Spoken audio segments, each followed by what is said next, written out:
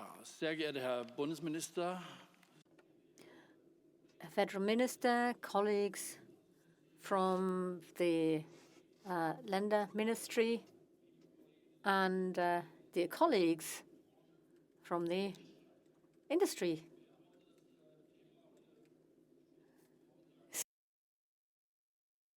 So we are now going to talk about potassium phosphonate. And your emotional statement in favor of potassium phosphonate is well received here. And that is what we have to do when we argue for it. So first of all, thank you very much for the invitation to speak here today. In 2002, I took on the chair for organic viticulture in Geisenheim, and I wanted to be done with potassium phosphonate by the time I retired as part of the organic directive. Fortunately, I did not manage to do that, so I'm now retired, but I'm still working on it. And I'm sure we'll hear more about it during the panel discussion. So let's take a look at what's going on, what the status is. The discussion on potassium phosphonate is almost as old as the chair for organic viticulture, but actually it's even older than that. So we can still ask the question, what's going on and what the future holds. Let's start with the beginnings. And I always like to refer to Uwe Hoffmann, my colleague, who wrote a dissertation on organic viticulture in Geisenheim in 1987. And he conducted first attempts with potassium phosphonate on the island Marianenauer in the Rheingau. I think his recipe had come from George Hill. But anyway, he mixed it and produced it to a standard that was then tested in 1987 at a year when organic viticulture was still in its infancy. The association had just existed for 2 years, and at the time we said 3 kilos of copper is enough, and that was a revolution at the time. So today we still represent that view, and it still works, but even back then it was clear to see that climate change would be coming and that it could be tricky. And so we had this island at the time. It was an ideal location, but organic viticulture became impossible there afterwards. So now let's just look at the timeline of what's been happening, the history, because there are some younger people involved in the phosphonate discussion. Maybe it's important for them to see what happened in the past, what's happened, because the history can teach us a lot, as we all know.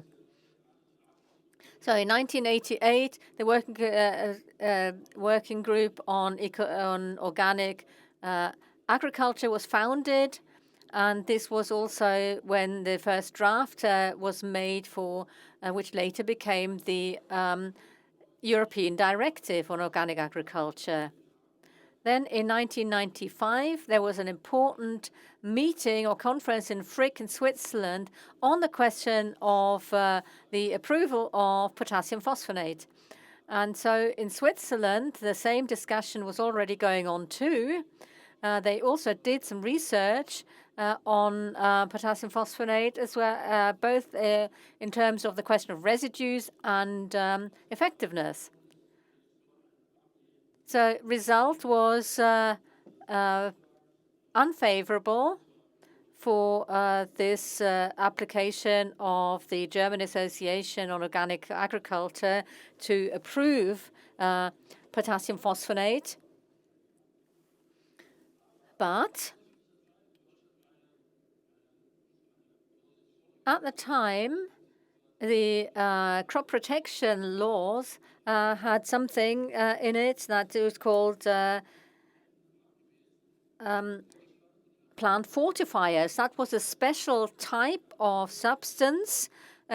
We had a list for that in Germany. Today, we have a similar list which maybe includes those plant fortifiers. But anyway, these plant fortifiers were defined at the time in such a way that they could also include substances that induce resistance.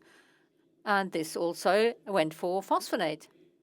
There was also ecofluid P, which was produced and robust Frutogard, but those were already subject to an exemption by the organic viticulture associations because it was meant for extreme conditions.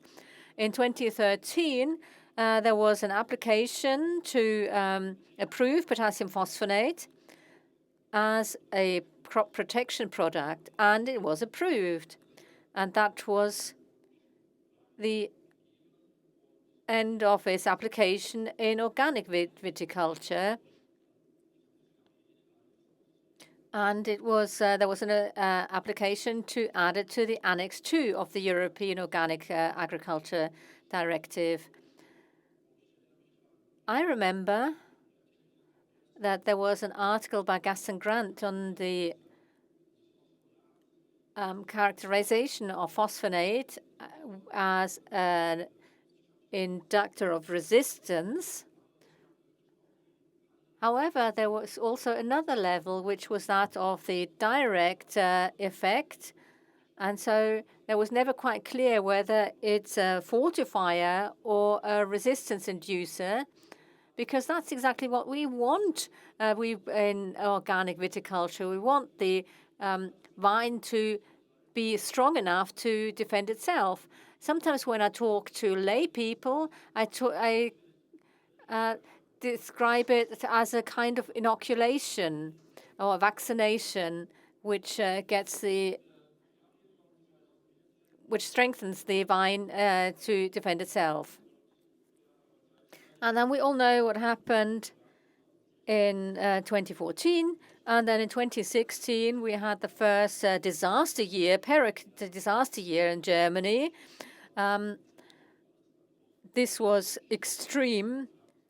And so there was only this one emergency solution for Rhineland-Palatinate to approve potassium phosphonate as an emergency measure. And then in 2018, there was another application to a reassessment of the application dated 2014 to add potassium phosphonate to the list, to the annex. All other countries within the EU have a different definition here. It was never approved for the EU. We were able to use it, phosphonate, as an exemption as a plant fortifier. So there are just a few points here for 2019. The copper amount was seen as sufficient, 4 kilograms per hectare per year. And so there was no need for a possibility of reduction or for coping with extreme situations. So this was a challenge to reduce to 4 kilos of copper. There are many countries in the EU that were still far above this. And there's still research into preventive measures, for example, through Vitifit. And there were many other projects, too, across Europe, researching preventive measures. So it was clear that it's possible to provide efficient protection with low amounts of copper if this is supported by elicitors, biostimulants, and microbial products, and as part of a smart strategy. Of course, we have to put a question mark to that, but that was the statement as part, or the reasons for the rejection of the application. And so at the time, they said that the question of residues is not quite clear, that there was not much information. And that is why we have decided to address this topic through VitiFit. For many years, this question of residues has not been sufficiently researched. And Martin Schmidt, I think in 2002, we worked together when you wrote your thesis, and we were always working about potassium phosphonate. And so the statements did not mention the fact that this should be a natural product. So then we started the VitiFit project. I think you know the details about that.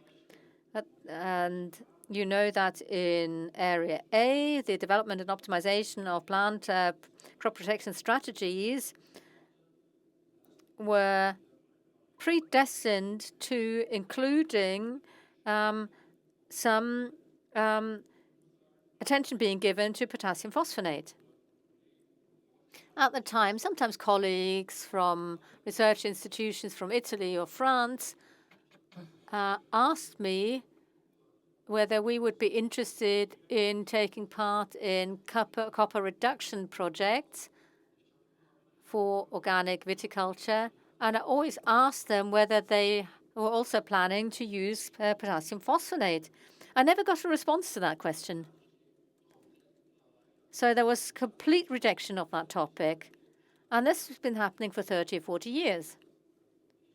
So let me put it this bluntly. This is not the kind of collaboration that we would want on this matter, and I always regretted that.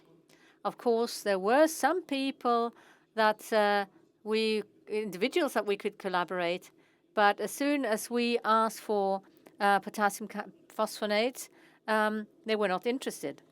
And so we never did these international cooperations.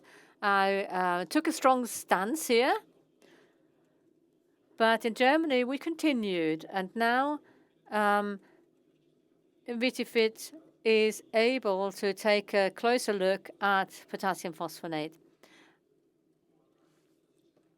And our analytics experts certainly deserve a debt of gratitude here. And I spoke with my colleague Aman, who did some analysis. Also, our colleagues at Leinburg also carried out some analysis. But it was always a little bit of a problem to get this. But we managed it, and that is why I would like to thank all those who supported us. After, in 2021, there was another catastrophic year for Pero,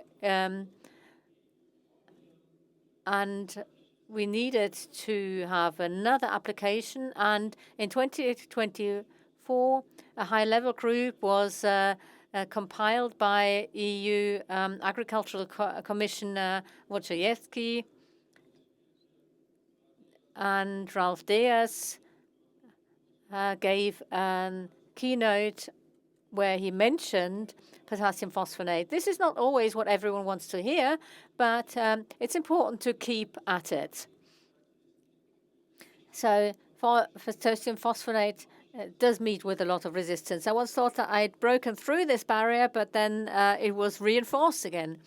And so once we'd broken through that barrier, I'm sure that we are now almost there. I would certainly be happy. So Germany submitted the request for approval. And in the winter, we had an international copper conference initiated by the Bordeaux region, where they said that they need more copper, that the copper wasn't enough because they also have more difficult years. But they still didn't want to talk about phosphonate, but we did report about VitiFit in order to keep the conversation about potassium phosphonate going. And then in March this year, there were 2 consultations with the ICTOP subgroup, which is a preparatory scientific group which addresses plant protection and fertilizers. We have quite a strong representation in the group as Germany as far as quality of participants is concerned, not so much as far as quantity is concerned. But the result is going to be passed on to EGTOP. So in June, the permanent group will have to respond. That's all I can say about it at this point in time. So now let's go back to this approval process. We submitted the application via the German Viticulture Association or the Organic Viticulture Associations.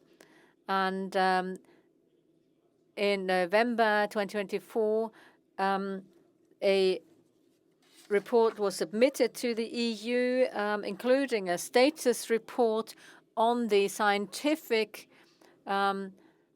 state of knowledge on potassium phosphonate. This was compiled by JKI and our colleagues Behrens and Christoph Hoffmann, who headed the report. We all had the opportunity to contribute, and this is also a result from the VitiFit project, so that we were able to stand as one once again and do this. So we got that right, I'd say. So what does the status report contain? Well, first of all, the problem, the status quo of organic viticulture in Germany, which is still quite a small proportion of organic viticulture in the EU in general, and the current status on the fight against the downy mildew in organic viticulture, talking about crop protection, based on copper and copper formulations and plant fortifiers. And we pointed out that plant fortifiers can be effective during years where you have a low risk of infection. But we are now talking about those years where we have the highest risk, which actually are a threat to our very survival. And so we need to stay in business. And so if I see those objectives of the EU of 30% organic agriculture, we should be able to grow this with 20% in Germany, and we'll see where we go from there. We've spoken about TWIs at length, about the cultural, and we've certainly done our homework in this sector. I think we're a role model here for other countries. And now here, of course, the natural occurrence of potassium phosphonate has always been regarded critically. Uwe Hoffmann wrote an expertise on it. But now there is new literature from 2023 by Nadel. He said that 120,000 individual phosphonate tests were done in all areas of plant cultivation. And phosphonate now is subject to a patent. Phosphonate is created with bacteria through an anaerobic process. And that means that phosphonate, which is an anaerobe result. So I have to say goodbye. Of course, I understand you have other commitments for research and education, but we would like to thank you profusely for being here today. Thank you.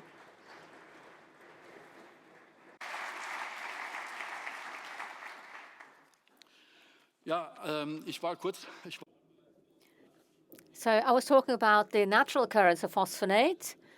So it can be created through anaerobic through a biological process, which is patent protected now. So there's always a residue if the application is applied to the stage of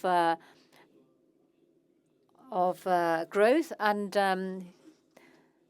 so this is not a hazard for health, and so right from the start with ECOVIN and all the other associations have always wanted this application which is adapted to the stage.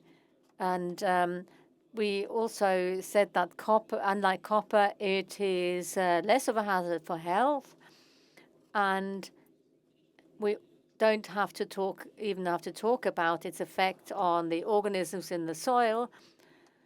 This is what can be read from ecotox and humane tox. It is good for bees and not harmful for bees. And if you look at the toxicity of copper and potassium phosphonates, there are worlds between those two. Then there is one chapter which seems to be seen a little bit more critically, which has not been taken into consideration by ECTOP. But I think you can read the report yourself. It's not too long, but it has a great a list of references.